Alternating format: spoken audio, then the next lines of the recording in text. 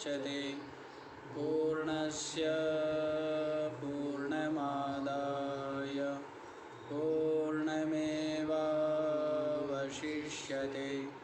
ॐ शान्तः शान्तः शान्तिः। ॐ सहना भवतु सहनौ भुनक्तु सह वीर्यं करवावहै तेजस्विनावधीतमस्तु मा विद्विषावहै। ॐ शान्तः शान्तः शान्तिः।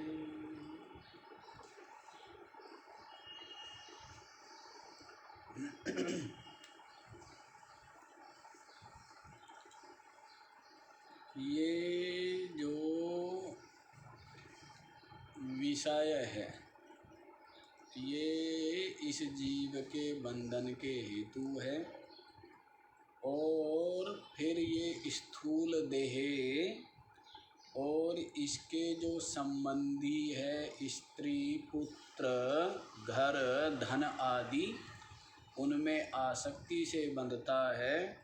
तो उन सब की निंदा करने के पश्चात स्थूल शरीर की निंदा की, उसके पश्चात सूक्ष्म शरीर का स्वरूप बतलाया है। तो क्या बतलाया है कि 5 कर्मेंद्रिया, 5 ज्ञानेंद्रिया, 5 प्राण, अंतःकरण चतुष्टय और 5 सूक्ष्म महाभूत अविद्या काम और कर्म, ये 8 हुए। तो ये जो अष्टपुरी है इसको सूक्ष्म शरीर कहते हैं। और ये जो सूक्ष्म शरीर है इस जीवात्मा की अनादि उपाधि का है ना। ये क्या है, जब से स्व अज्ञान हुआ, अपने स्वरूप का ज्ञान नहीं होता, तब से क्या है, इसको जो सूक्ष्म शरीर है यही क्या है, इसकी अनादि उपाधि बनी हुई है। और वासना से युक्त होकर कर्म फल का अनुभव कराने वाला ये सूक्ष्म शरीर है। स्वप्न इसकी अभिव्यक्ति की विशेष अवस्था है, जहाँ पर ये स्वयं शेष रूप से विराजमान रहता है। सूक्ष्म शरीर की ही प्रधानता भी होती है और न स्थूल शरीर होता वहाँ पर, और सूक्ष्म शरीर का ही सारा क्या होता है, पसारा होता है।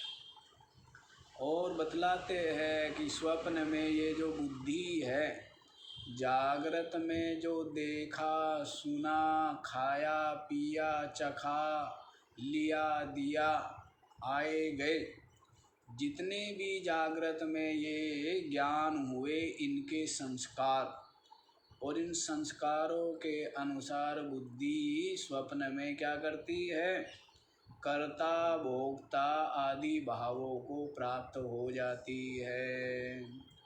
लेकिन वहाँ पर भी एक बात विशेष है। वो विशेष बात वो तीनों अवस्थाओं में, जागृत अवस्था में भी और स्वप्न अवस्था में भी और सुषुप्ति अवस्था में।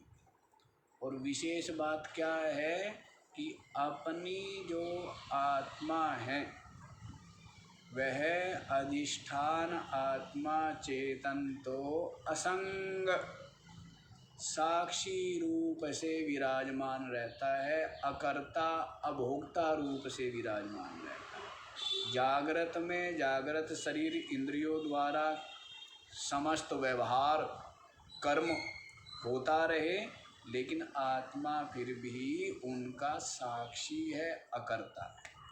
स्वप्न अवस्था में भी बुद्धि अनेकों भावों को प्राप्त हो जाती है, कर्ता भोक्ता सुखी दुखी है, संपत्ति विपत्ति अनेकों भावों को प्राप्त होती है बुद्धि।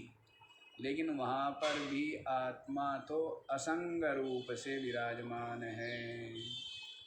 और सुषुप्ति अवस्था में भी आत्मा तो अज्ञान का भी प्रकाशक रूप से, क्या है, अज्ञान का भी प्रकाशक रूप से विराजमान है। प्रकाशक कहो, साक्षी कहो, दृष्टा कहो, वह तो इनसे सर्वथा अलग ही विराजमान है। तो ये बात बतला दी गई है। तो आज जो है 101 वाला श्लोक देखना है। तो अभी सूक्ष्म शरीर का ही बतलाते। धीमात्र कोपादिरशेष साक्षी न लिप्यते तत्कृतकर्मलेशहि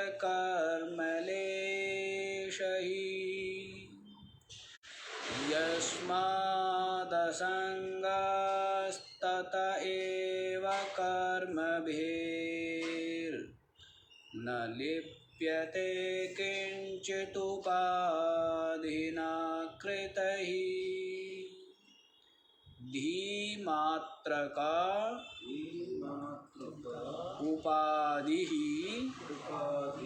अशेष साक्षी न लिप्यते तत्कृत कर्मलेशहि यस्माद् असंगः ततः एव कर्मभिः न लिप्यते किंचिद उपाधिना कृतैः। देखो क्या कहते हैं, धीमात्र का उपाधि अशेष साक्षी। धी माने बुद्धि है, बुद्धि ही जिसकी क्या है, उपाधि। बुद्धि क्या है, बुद्धि ही जिस आत्मा की, साक्षी की क्या है, उपाधि। अशेष साक्षी किसकी, जो सबका, अशेष माने संपूर्ण, समस्त दृश्य प्रपंच का क्या है, जो साक्षी, समस्त दृश्य प्रपंच का जो साक्षी है। बुद्धि, बुद्धि वृत्ति सबका साक्षी। न लिप्यते तत्कृत कर्मलेशहि। तो तत्कृत माने बुद्धि द्वारा किए हुए जो कर्म है, स्वप्न में किससे कर्म होते हैं, बुद्धि से ही होते हैं, है ना। और जागृत में भी जो ड्राइवर है वो तो बुद्धि ही है। शरीर गाड़ी है, इंद्रिया जो है वो उसके पहिए हैं, और जो बुद्धि है वो क्या है, ड्राइवर है। बुद्धि ड्राइवर है ना। तो इसीलिए ये सब अवस्थाएं बुद्धि की है, अंतःकरण की है। जागृत स्वप्न सुषुप्ति अवस्था किसकी है, अंतःकरण की है, बुद्धि की है। तो तत्कृत कर्मलेशहि, बुद्धि द्वारा किए गए जो कर्म हैं, उन कर्मों के द्वारा जो लेश मात्र भी ना लिप्यते, जो लिप्त नहीं होगा, क्योंकि वो अलग है ना। उसकी उपस्थिति मात्र से बुद्धि अपना व्यापार, अपनी क्रिया कर रही है, उसकी उपस्थिति मात्र से। लेकिन बुद्धि द्वारा होने वाले जो कर्म हैं, या बुद्धि की जो वृत्ति है, उनसे आत्मा का तनिक भी संबंध नहीं। समझ लेना चाहिए सुस्पष्ट रूप से, क्योंकि ऐसा एकाकार हो गया, ऐसा तादात्म्य हो गया है। ऊपर अपने स्वरूप से क्या गिरा है, कारण शरीर में गिरा, उससे सूक्ष्म शरीर में गिरा, उससे स्थूल शरीर में गिरा, फिर विषयों में गिरा, और इस प्रकार गिरता गिरता गिरता गिरता ही चला गया, है ना। अब उठना है, अब क्या करना है, निकलना है। अब जहाँ जहाँ फंसा है धंसा है वहाँ से निकलना है।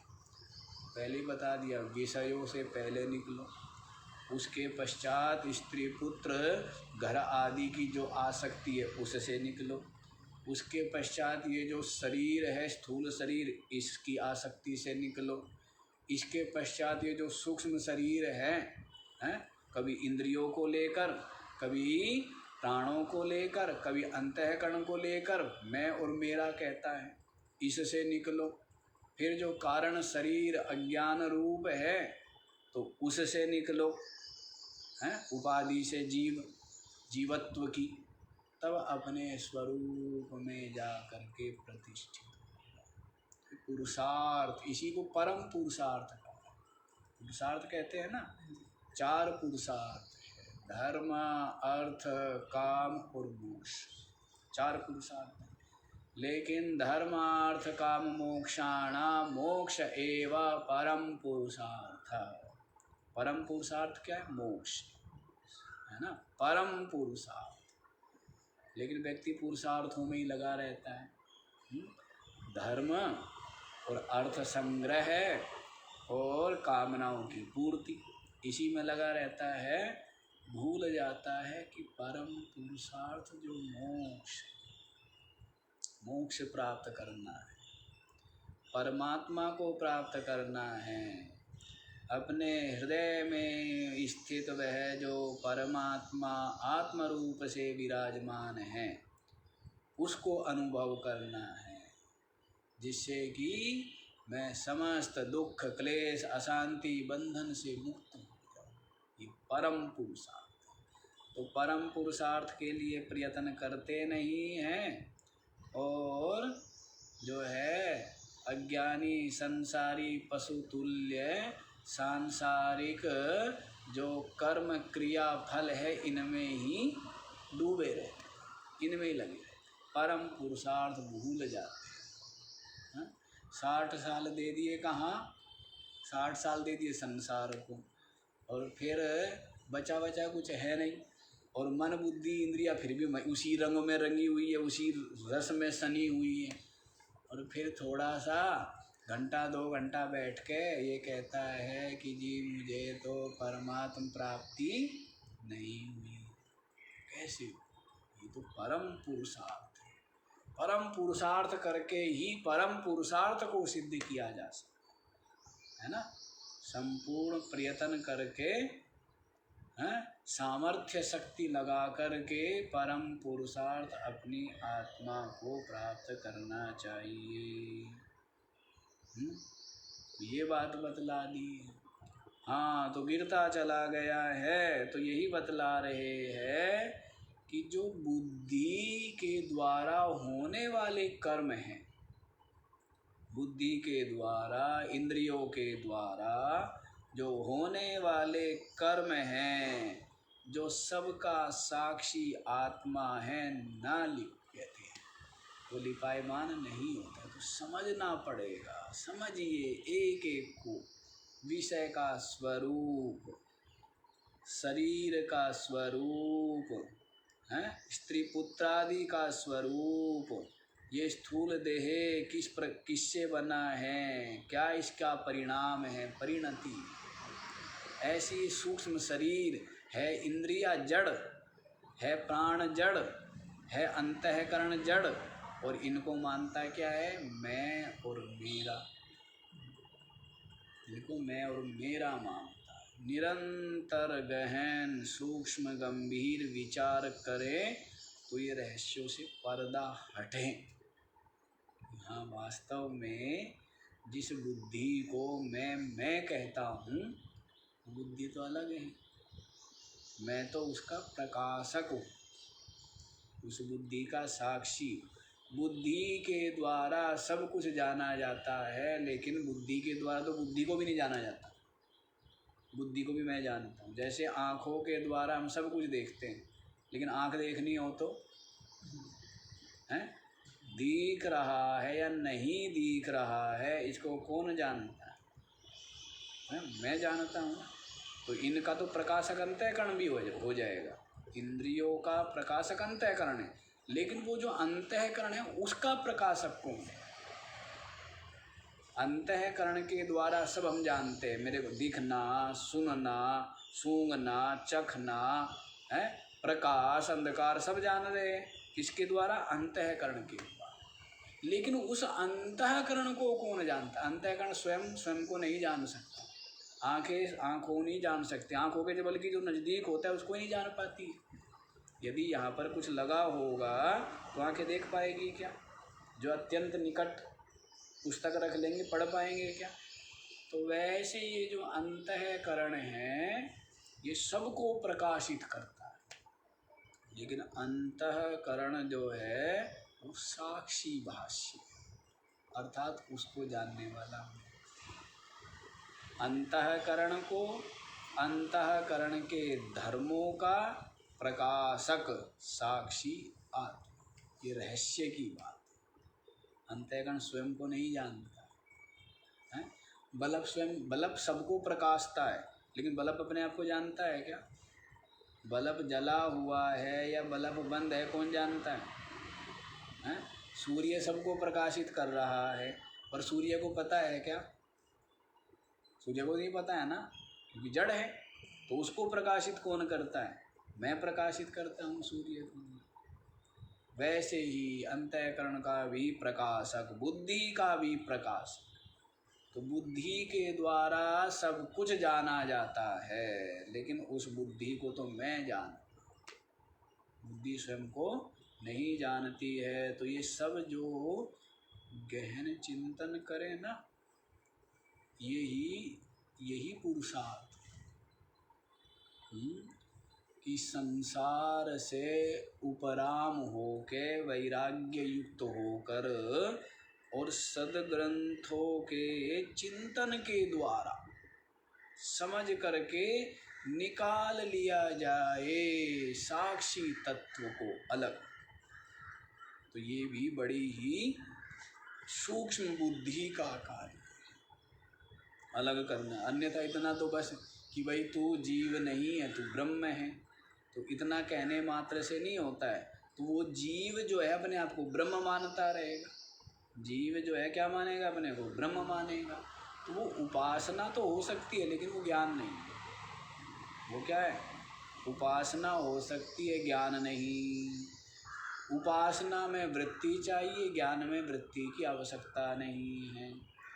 तो इसलिए जीव ब्रह्म समझना पड़ेगा कि जीव में किस अंश का बाध करना है और कौन सा अंश जो है ब्रह्म के साथ अभेद है ना। तो चिदाभास अंश है जीव में, वो तो जड़ है, और उसका जो अधिष्ठान चेतन है कूटस्थ, वो ब्रह्म। तो ये सब रहस्य बड़े सूक्ष्म है। अन्यथा इतना ही जान लो कि बस मैं ब्रह्म हूँ, कुछ नहीं। मैं किसको मान रहे हो आप? जीव को ही मान रहे हो ना। जीव को मान रहे हो तो जीव तो ब्रह्म नहीं है। जीव जो उपाधि वाला है, उपाधि में जो अभिमान करने वाला है, वो ब्रह्म नहीं है ना। उपाधि अंश को छोड़कर, उपाधि में जो चिदाभास अंश है उसको छोड़कर जो कूटस्थ है वो ब्रह्म है। तो इसमें परिश्रम करना पड़ता है। ऊपर से तो वेदांत इतना ही है, आत्मा सो परमात्मा, लेकिन समझना पड़ता है ना आत्मा क्या है, क्या स्वरूप है, किस प्रकार से इस अनात्मा से में आत्मा एकाकार हो गया और अनात्मा से आत्मा को पृथक करना, फिर आत्मा की ब्रह्म रूपता का बोध, ये परिश्रम है। इसके लिए ही जो अत्यंत वैराग्यवान साधक है वो निरंतर प्रयत्न करता है। तो देखो क्या कहते हैं, बुद्धि उपाधि है जिसकी, है तो ऐसा जो आत्मा है अशेष साक्षी, सबका साक्षी, तत्कृत कर्म लेशई न लिप्यते, बुद्धि द्वारा जो किए हुए कर्म हैं उनमें लिपायमान नहीं होता है। क्यों नहीं होता है? यस्माद् असंगः, क्योंकि वो असंग है। क्योंकि क्या है वो? असंग है, निर्लेप है। तो वो उसमें से संश्लिष्ट स्पर्श युक्त नहीं, अलग है। वो इतना चिकना है जैसे कमल पत्र, तो उस पर जल बिंदु का स्पर्श नहीं होता है। जल बिंदु टिका हो और यूं लुढ़क जाता है ना। वो उसको क्या करता है? गीला करता है क्या? गीला नहीं करता है, क्योंकि वो अत्यंत क्या है? चिकना है?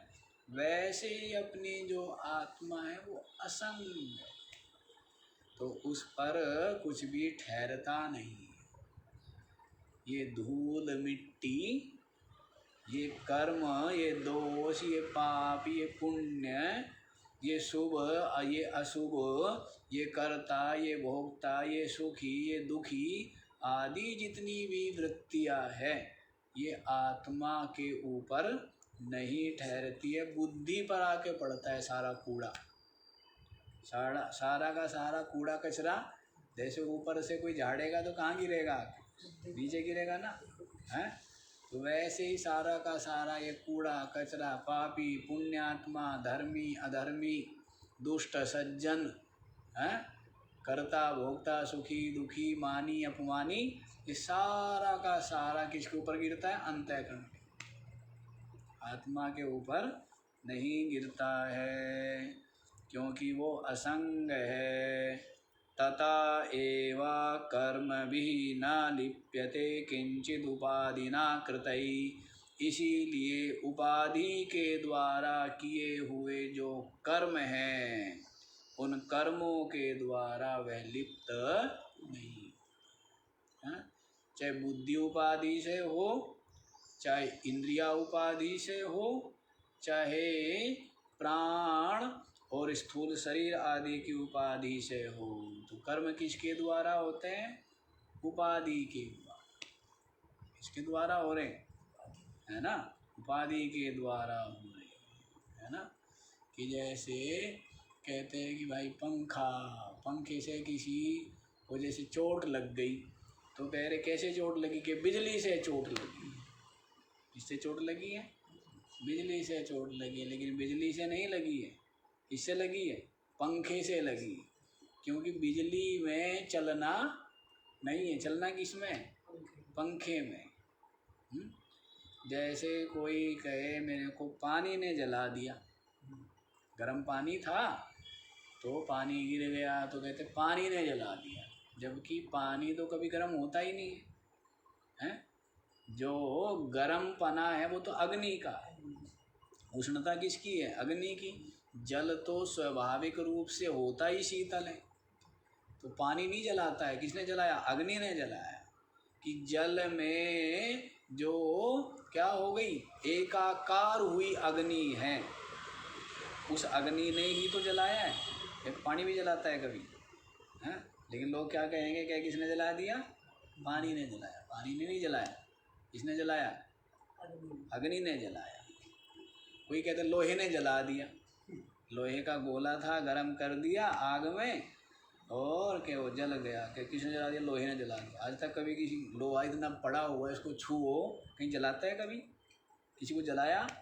लेकिन लोहे में क्या हो गया? अग्नि का आधान हो गया। वो अग्नि जो है वो छिपके बैठी हुई है, कहाँ? लोहे में। तो जलाती कौन सी है? वो दिखती नहीं है, हैं? दिखता नहीं है, ऐसे पड़ा होगा गोला तो कुछ भी नहीं है, लेकिन हाथ लगाओ तो वैसे वो जो छिपी हुई अग्नि है उसने जलाया, तो लोहा नहीं जलाता है। तो वैसे ही ये बुद्धि के उपाधियों के द्वारा कर्म होते हैं, आत्मा के द्वारा नहीं होते। आत्मा तो सत चित आनंद साक्षी रूप से विराजमान रहता। तो ये समस्त कर्म क्रिया ये किसमें है? उपाधि, इसमें उपाधि में है। तो इसीलिए कहते हैं उपाधिना कृत ही कर्म भी न लिप्यते किंचित, कर्म भी न लिप्यते। उपाधि के द्वारा किए हुए जो कर्म हैं उन कर्मों से वो किंचित मात्र भी लिप्त नहीं होता है आत्मा। जागृत अवस्था में भी, स्वप्न अवस्था में भी, और सुषुप्ति अवस्था जो अज्ञान रूपा है उसमें भी आत्मा तो केवल प्रकाशक, केवल साक्षी, केवल जो है वो दृष्टा रूप से विराजमान, सत्ता रूप से, सतचिद आनंद रूप से विराजमान। ये बात बता दी है, स्पष्ट कर दी। ये यहाँ पर क्या कर दिया है? स्पष्ट कर दिया है कि बुद्धि स्वप्न अवस्था में जागृत के संस्कारों के अनुसार विभिन्न प्रकार के स्वरूप को धारण कर लेती है बुद्धि स्वप्न में, लेकिन आत्मा जो है वो तो असंग रूप से विराजमान बना रहता है। समझ लो अपनी असंगता को, अपनी असंगता को समझ लेंगे तो जो कुछ हो रहा है या किया जा रहा है तो वो स्थूल शरीर की, जो कुछ हो रहा है किया जा रहा है वो सूक्ष्म शरीर इंद्रिय आदि के द्वारा। मैं तो अलग, मैं आत्मा साक्षी अलग हूँ। तो इस प्रकार से जो है पाप पुण्य, कर्ता भोक्ता, सुखी दुखी, जन्म मृत्यु, ये सब जो धर्म है अनात्मा के है, मुझ आत्मा के नहीं।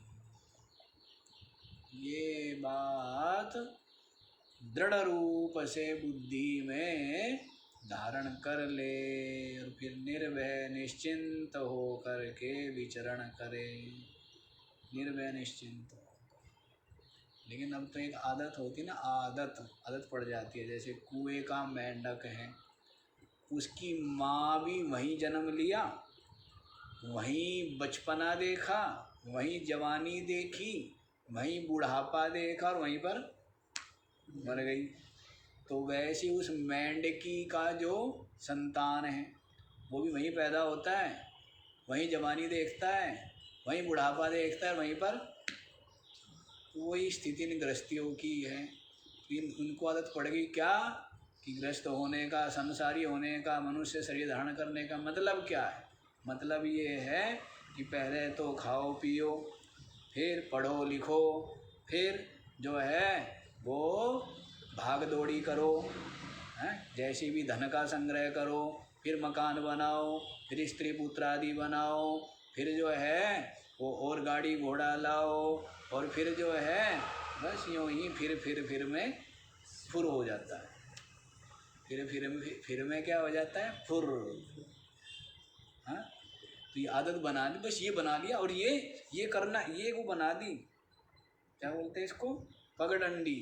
ये एक वो बना दी है, ये रास्ता बना दिया है। हाँ, बस यही बना दिया कि यही करना चाहिए।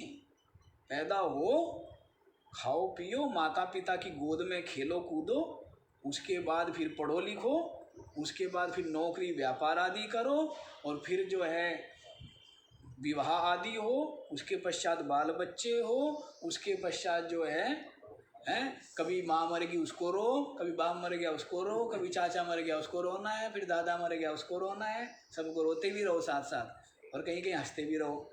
हैं, वो जी गया था, वो पैदा हुआ था, उस दिन जो है उस दिन हंस लो। जन्मदिन मनाते हैं ना, ये लगा रहता है, कभी किसी का जन्मदिन, कभी किसी का मरण दिन, इसमें लगे रहते। तो ये यही बना लिया, एक रास्ता बना लिया कि यही काम है बस, जबकि काम ये है ही नहीं। परम पुरुषार्थ को सिद्ध करना चाहिए, मोक्ष है। तो इस बात को समझ ले तो कितना सहज हो जाए।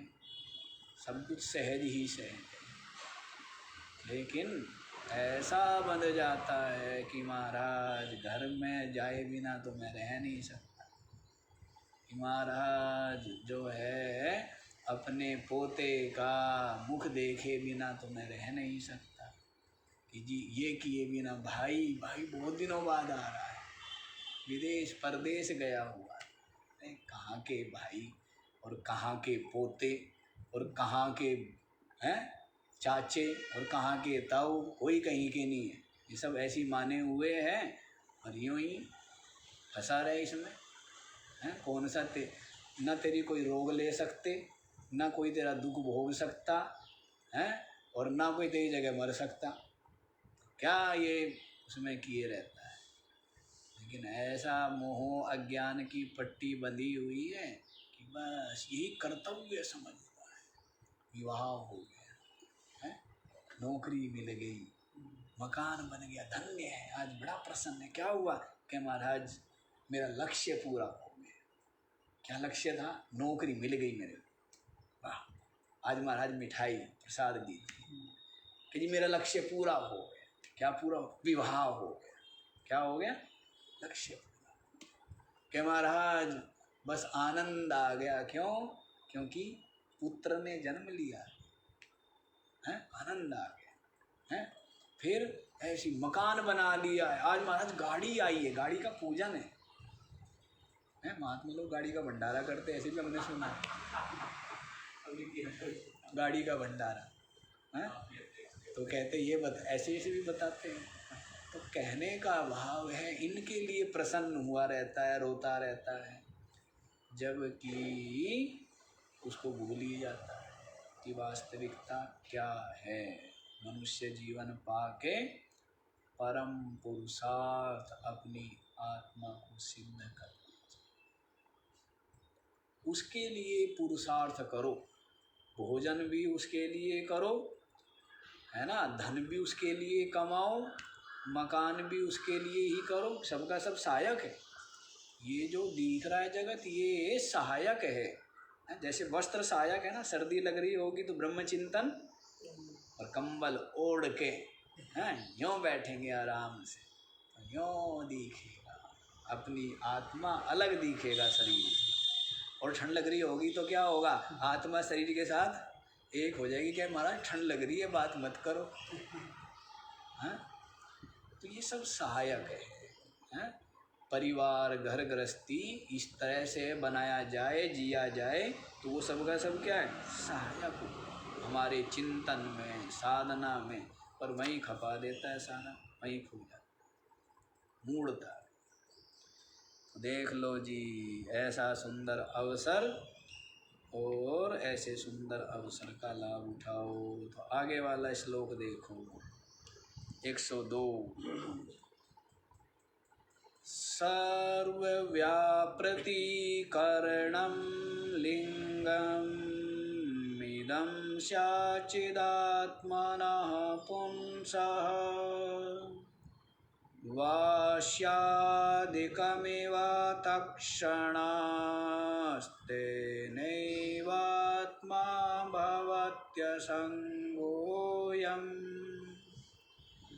सर्वव्यापृतिकरणं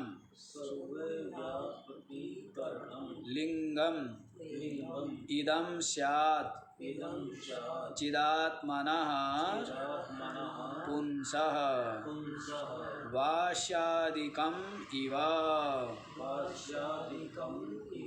तत्क्षणः तेन एव आत्मा भवति असंगः अयम्। सर्वव्यापृतिकरणम् इदं लिंगम स्यात् चिदात्मनः पुंसः।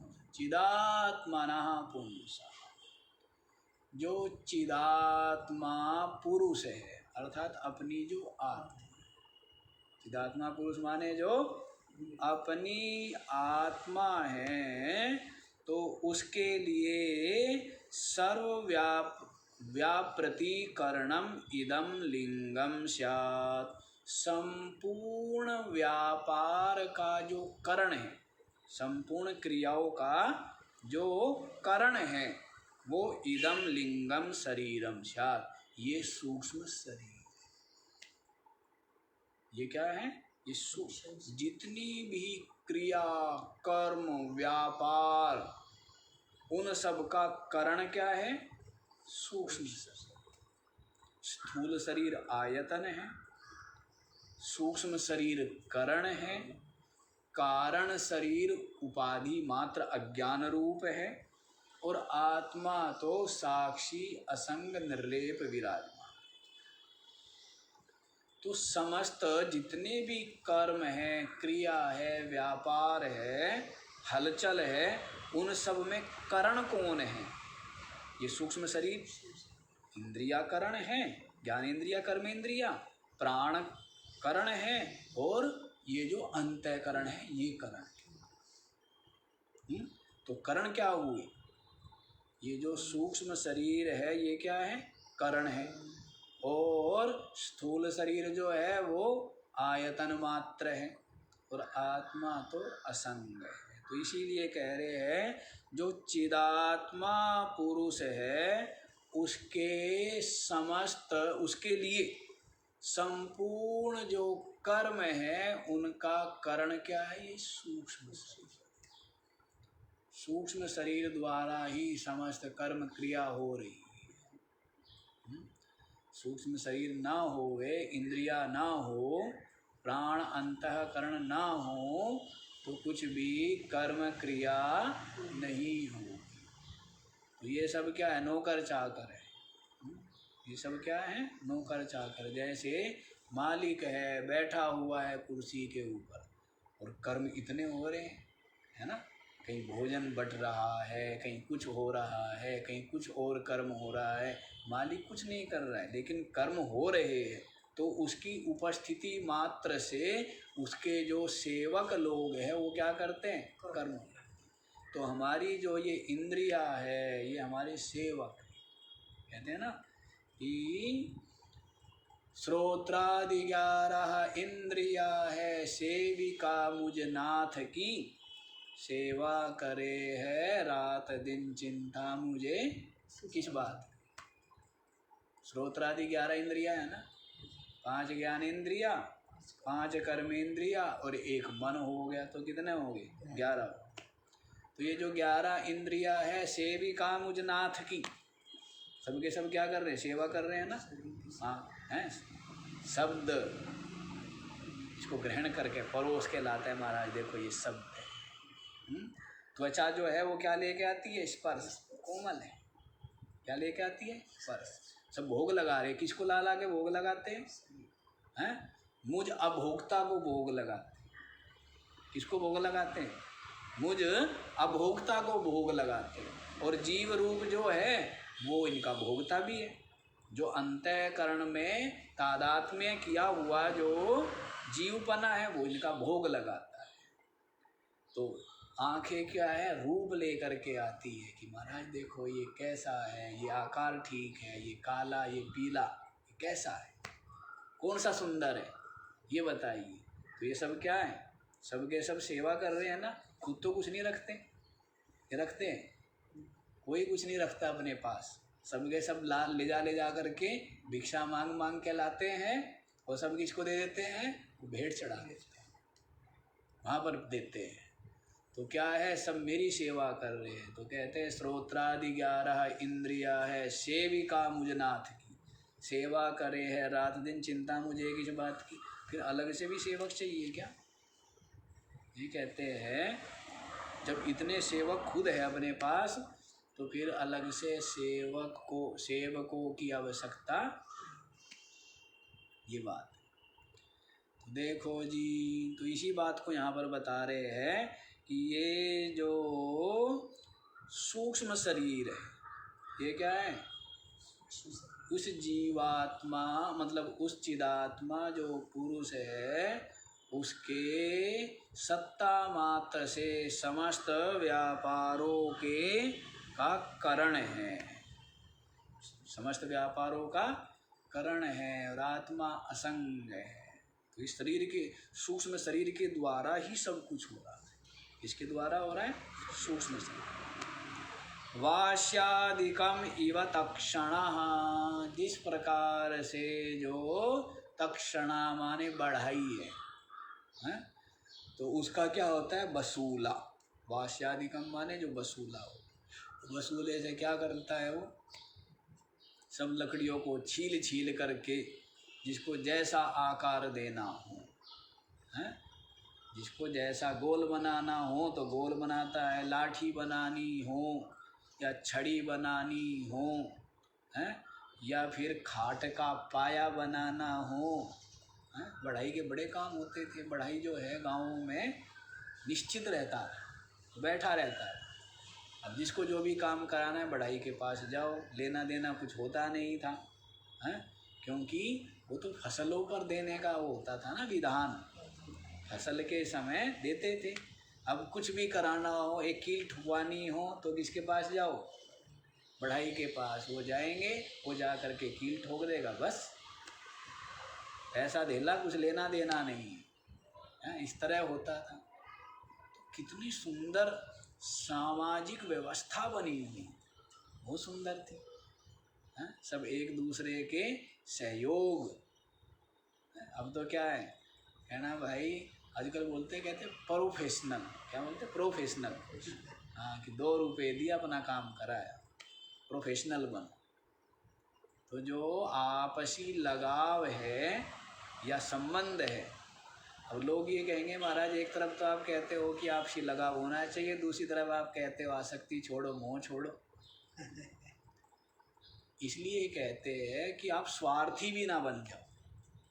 जिसको प्रोफेशनल कहते हैं ना, वो सब स्वार्थी है। उनको मतलब क्या है? जैसे विदेशी है, हमने पहले भी बताया है, तो देखेंगे तो वो बड़े निर्मोह लगेंगे।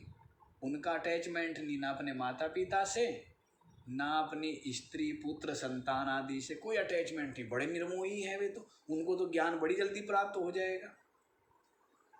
स्थूल दृष्टि से ऐसे लगता है, लेकिन ऐसा नहीं है। वे तो पशु है जो केवल अपने शरीर, केवल अपनी इंद्रिया, केवल अपने मन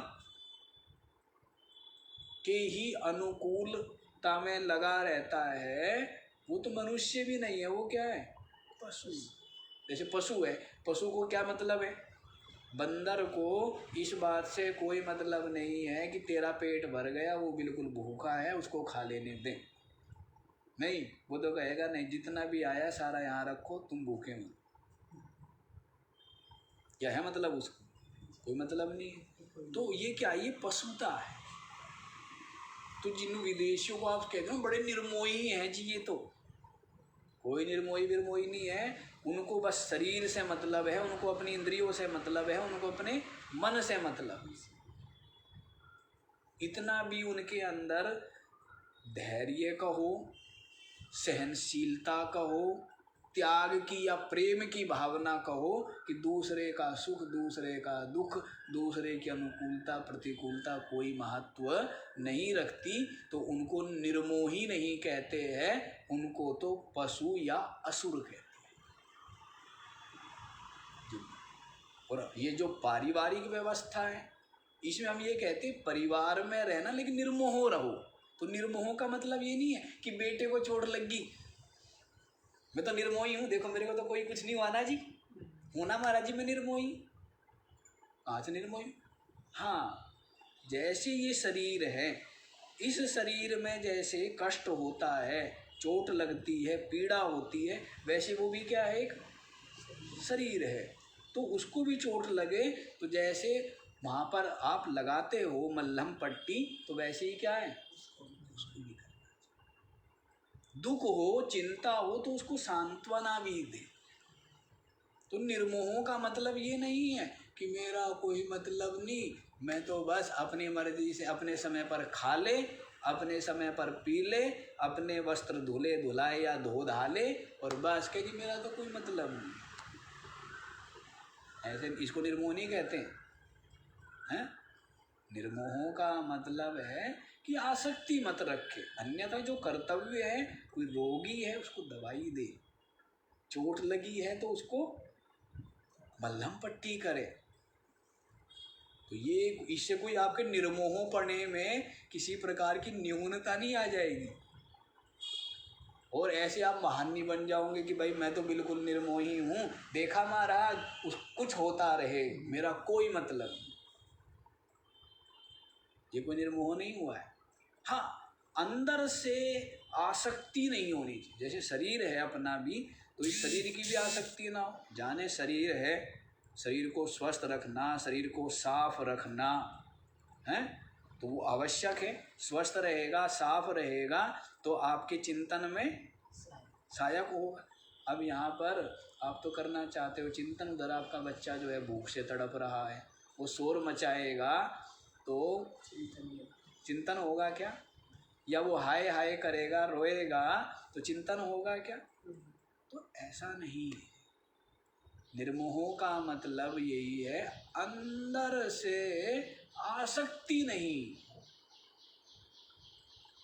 सुखी दुखी अत्यंत ना हो, अत्यंत व्यग्र ना हो, व्यग्रता ना आए, विक्षेप ना हो, विचलित ना हो, अन्यथा समस्त कर्म यथा योग्य, समस्त क्रिया यथा योग्य करनी चाहिए। इससे आपकी निर्लेप और निर्मोह पने में कोई कमी आने वाली नहीं, ठीक है ना।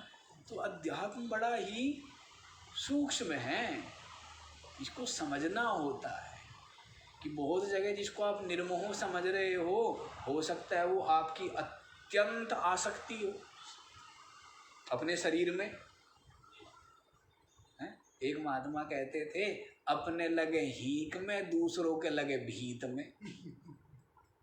अपने थोड़ी सी भी लग जाए तो कहते बड़ी लग गई, बड़ी जोर से लग गया, और दूसरों के कितनी लगी हो, क्या हो गया, कुछ नहीं है। तो ये किनका लक्षण है? स्वार्थ।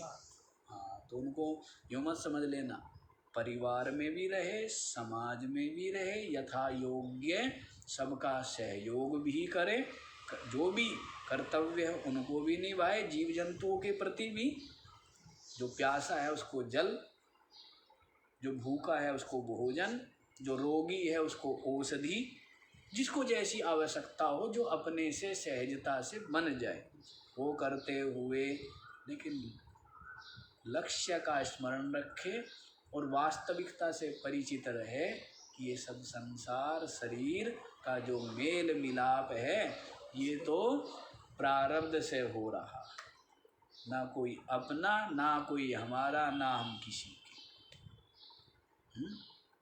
अंदर से ये भाव भी रखें। हाँ, तो ये होना चाहिए। तो देखो जी, बहुत दूर निकल गए, यहीं पर आ जाओ पास में, इतनी दूर थोड़ा जाना है। तो क्या कहा है, जिस प्रकार से बढ़ाई आ गया था ना, गांव की वो बात याद आ गई, पुरानी सामाजिक व्यवस्था है कि ऐसे नाई के पास गए और बाल कटवाए और बस चल दिए, कुछ देने लेने की आवश्यकता। क्यों? क्योंकि उनको दिया जाता था हर 6 मास में, जब फसल पर ना, फसल पक जाए तो सबको दिया जाता था कि भाई ये क्या है, ये पुरोहित के लिए, ब्राह्मण का है।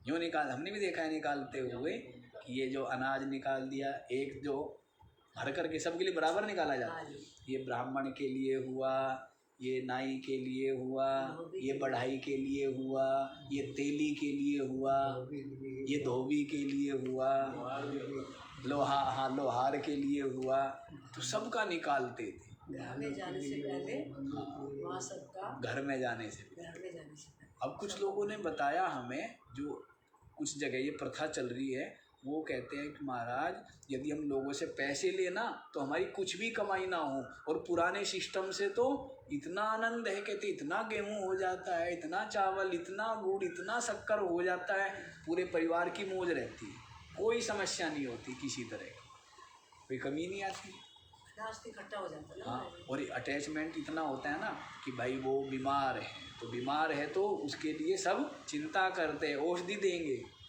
ख्याल रखेंगे, अपने आप ही स्वस्थ हो जाएगा। तो आपस में समाज में तो देखो मिलजुल के काम चलता है, नहीं?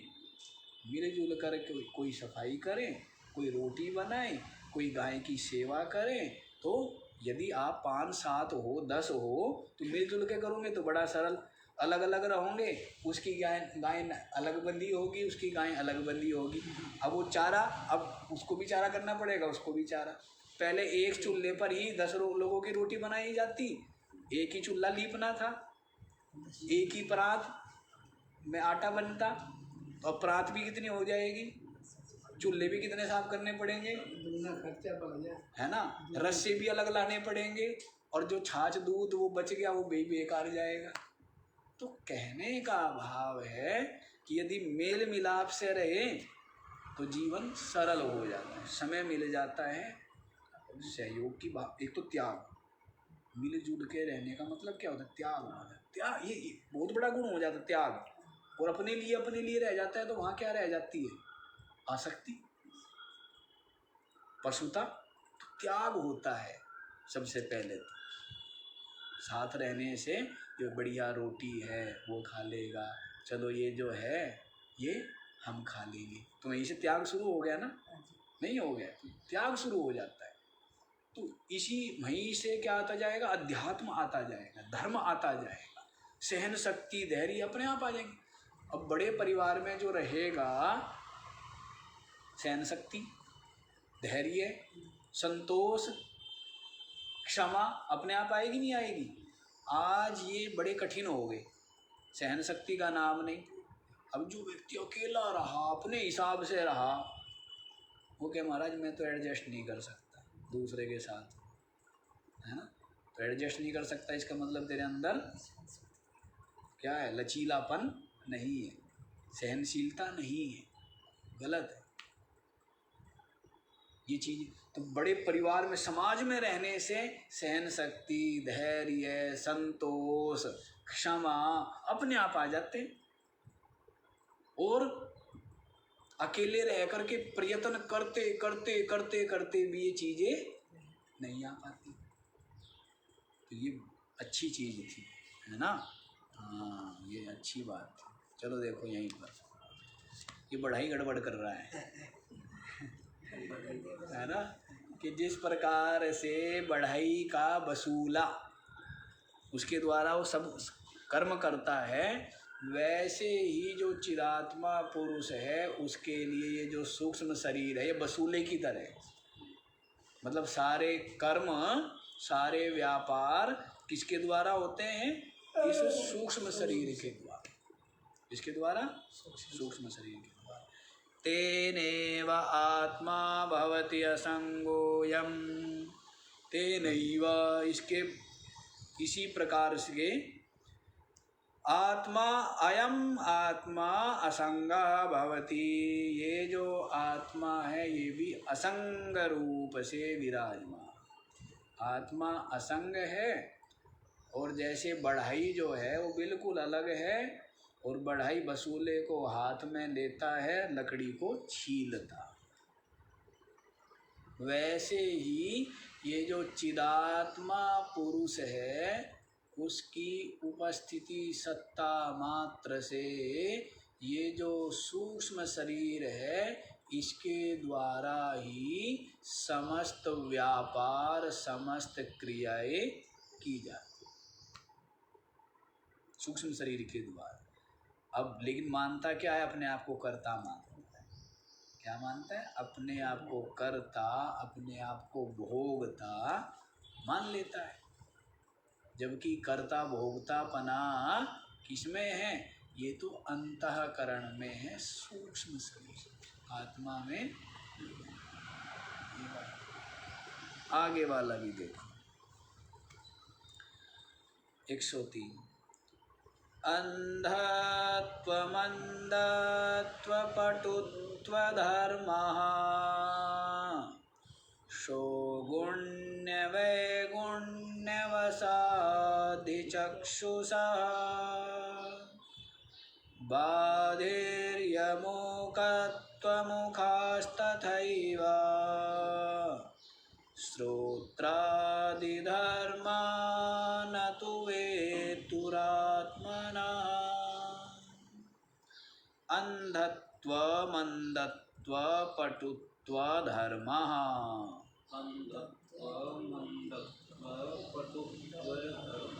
सौगुण्य वैगुण्य वसाद ही चक्षुषः बाधिर्यमुकत्वमुखः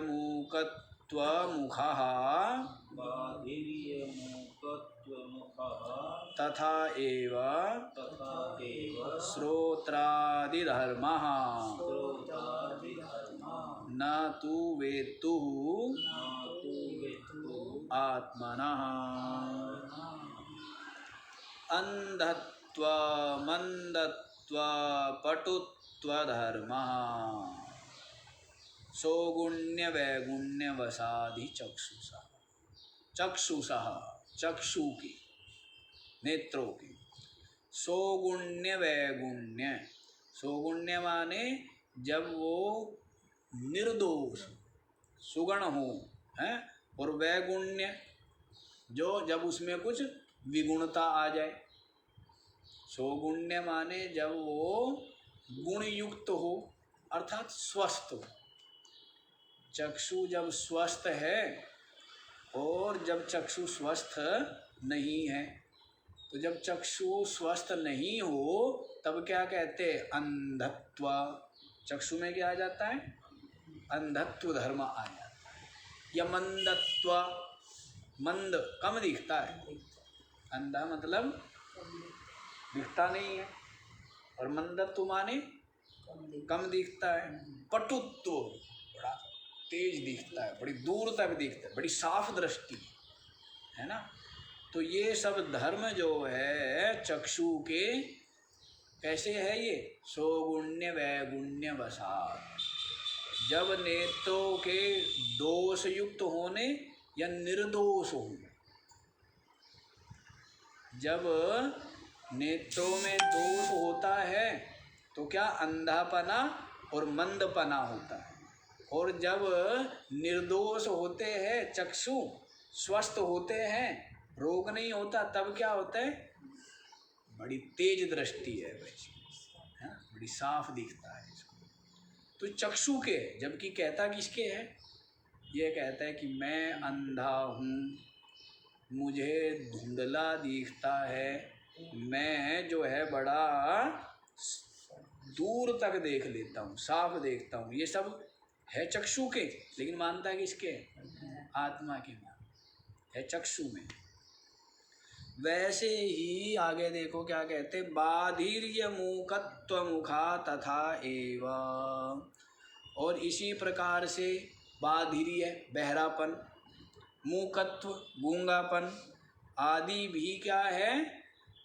तथा एवं उसी प्रकार से श्रोत्रादि धर्म न तु वेत्तु आत्मनः ये किसके धर्म है बहरा होना श्रोत्र का धर्म गूंगा होना ये क्या है वागेंद्रिय का धर्म है अंधा जैसे बताया है कि कम दिखना या बिल्कुल न दिखना या अधिक दिखना ये किसके धर्म है चक्षु के धर्म वैसे ही बहरापन या गूंगापन ये किसके धर्म हुए बहरापन किसका धर्म है श्रोत्र का और गूंगापन किसका धर्म है वागेंद्रिय का है ना न तो वेत्तुरात्मना ये आत्मा के धर्म नहीं है जो आत्मा सबको जानने वाला सबका जो साक्षी है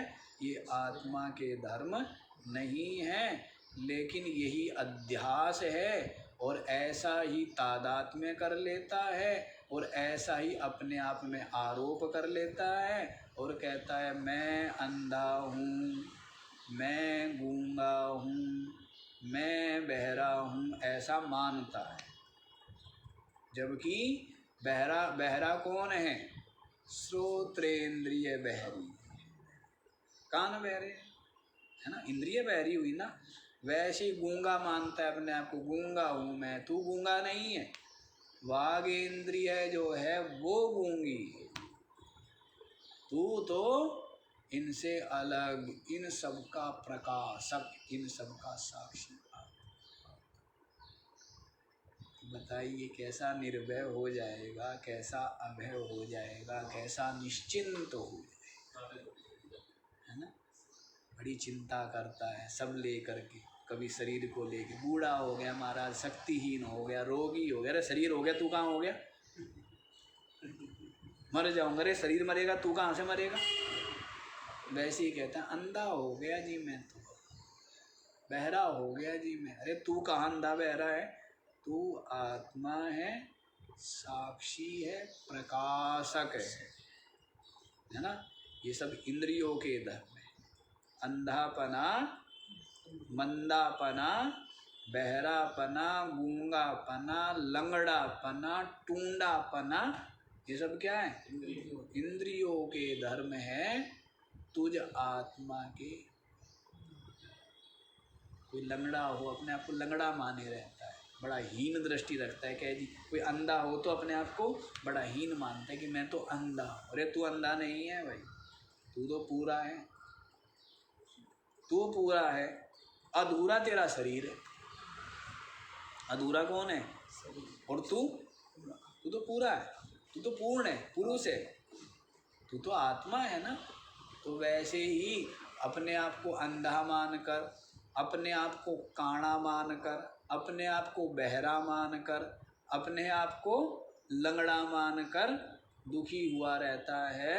अपने आप को मोटा पतला बूढ़ा जवान मानकर, रोगी स्वस्थ मानकर दुखी सुखी होता रहता है। जबकि तू निर्दोष, निर्लेप, असंग, साक्षी, पूर्ण है। तू क्या है? पूर्ण है, सच्चिदानंद, पूर्ण मुक्त स्वरूप। अब ये बात ऐसी कुछ सद्बुद्धि आए कि सत्संग में उपस्थित होकर, और सत्संग क्या है? अंतर में जाने लगे तो यों मुक्त हो जाता है, यों निर्भय हो जाता है। बताइए, जो रोग कोई दूर नहीं कर सकता, जो रोग कोई दूर नहीं कर सकता, ना कोई वैद्य, ना कोई डॉक्टर, ना कोई दवाई, ना कोई मास्टर, ना कोई वैज्ञानिक, और ना कोई भगवान दुख दूर नहीं कर सकता। वो सब का सब दुख दूर केवल इस ब्रह्म ज्ञान से तत्काल ही हो जाता है। कि जन्म मृत्यु, ये बूढ़ा जवानी, ये काला गोरापन, ये सुख दुख, ये मान अपमान, ये धर्म अधर्म, ये पाप पुण्य, ये सब के सब जो है ये अंतःकरण के, उपाधियों के, शरीर के धर्म हैं। मैं तो निरंतर ही मुक्त।